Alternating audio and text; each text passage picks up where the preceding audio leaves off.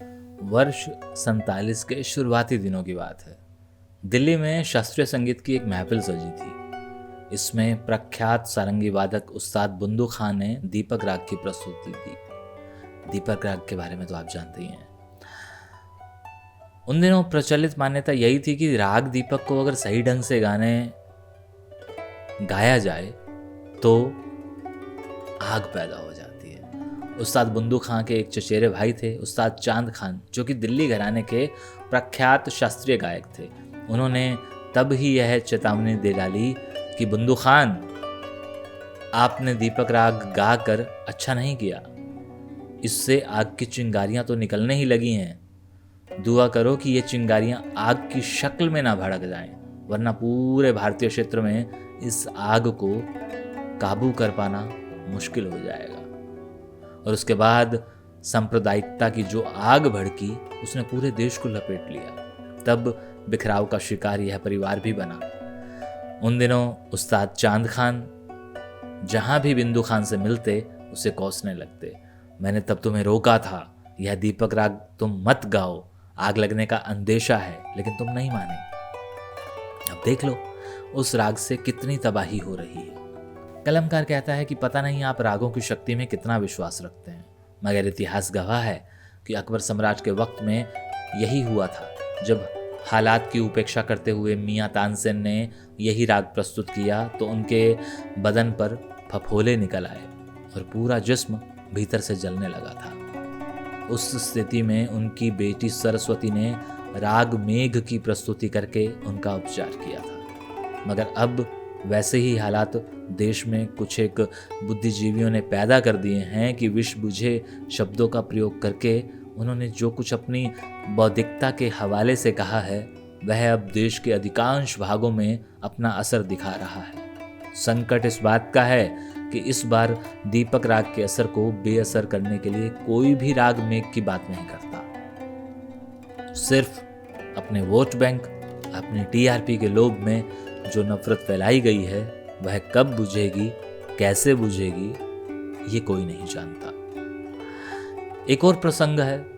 उसी वर्ष अगस्त में अस्पताल में दाखिल गंभीर स्थिति वाले मरीजों का भी बंटवारा होना था। पागल खानों का बंटवारा बेहद संवेदनशील था। पागल अपनी राय देने में ना तो कानूनी रूप से सक्षम थे और ना ही मानसिक रूप से।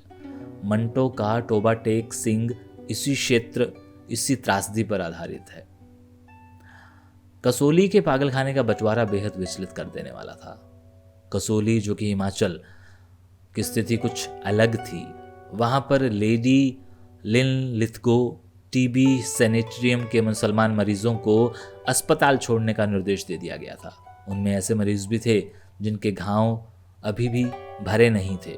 कई मरीज एक ही फेफड़े से काम कर रहे थे, मगर डॉक्टरों ने उन्हें अस्पताल के मुख्य दरवाजे पर छोड़ दिया और उन्हें धीरे धीरे किसी सुरक्षित स्थान पर चले जाने के लिए कह दिया। एक डॉक्टर ने उन्हें धीरे धीरे पैदल ही पाकिस्तान जाने की सलाह दे डाली। उन मरीजों में से कुछ कदम बाहर जाकर ही दम तोड़ दिया, यानी कि उन मरीजों में से कुछ एक ने बाहर कुछ कदम जाकर ही दम तोड़ दिया। कसोली में ही वहां के सिटी मजिस्ट्रेट के द्वारा डोंडी पिटवाकर ऐलान भी कर दिया गया कि सभी मुसलमानों को 24 घंटे में शहर छोड़ने की मोहलत दी जाती है। वहां पर 2000 के लगभग मुसलमान रहते थे। यही स्थिति दोनों तरफ थी। पाकिस्तानी पंजाब में बाबा लाल का डेरा बहुत प्रसिद्ध था और लाखों की श्रद्धा का केंद्र भी। जब उपद्रव शुरू हुए तो डेरे में लगभग 50 साधु थे। उन्हें वहां से खदेड़ दिया गया।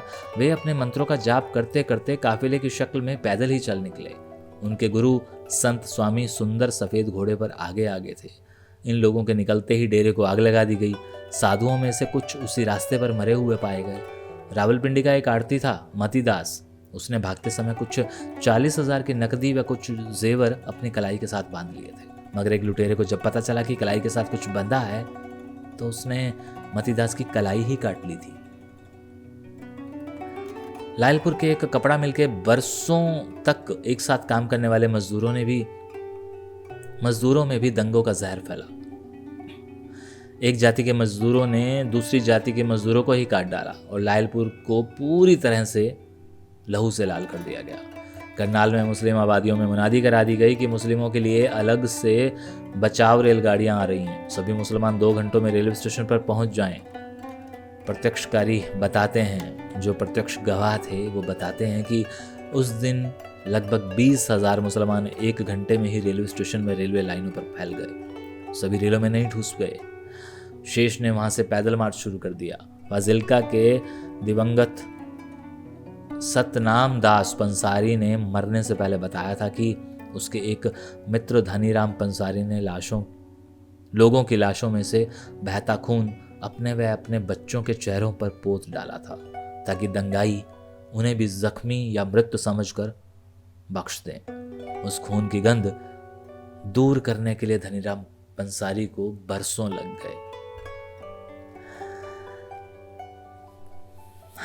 अब मैं इसको समापन किस तरह से करूं, क्योंकि जब इस तरह की वहशियाना बातें डॉक्टर साहब अपने अंदाज में लिखते हैं तो अंदर से एक सिरहन सी दौड़ती है और उनका टाइटल साकार हो जाता है कि दीपक राग से जलता हुआ देश।